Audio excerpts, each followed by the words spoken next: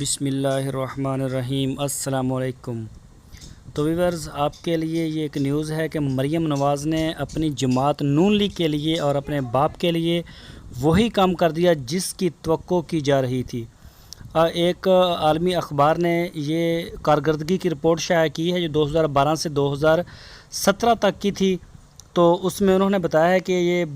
بری ترین کارکردگی اس پاکستانی گورنمنٹ کی رہی ہے۔ تو مریم نواز نے اس کو کنفرم کیے بغیر کہ یہ کس وقت کی بات ہو رہی ہے، تو مریم نواز نے فوراً اپنے بغض میں، جو پی ٹی آئی حکومت کے خلاف اس کا ایک بغض ہے،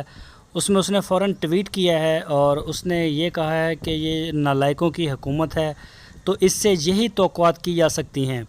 تو مریم نواز کو بعد میں اس بات کا علم ہوا ہے کہ یہ میں نے اپنے باپ کی حکومت کے خلاف ہی ٹویٹ کر دیا ہے، تو بعد میں انہوں نے ٹویٹ کو تو واپس لے لیا ہے، لیکن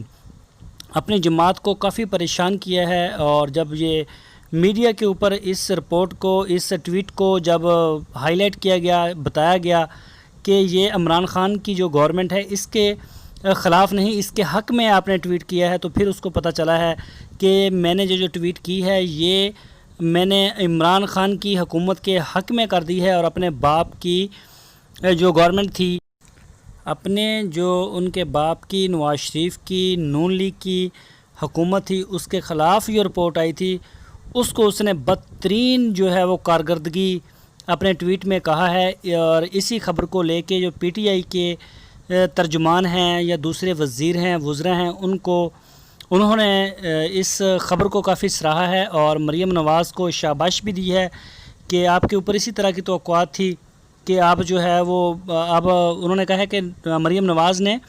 اب بالکل جو باتیں ٹھیک کرنا شروع کر دی ہیں، اس کی جو عقل ہے وہ ٹھکانے آ گئی ہے۔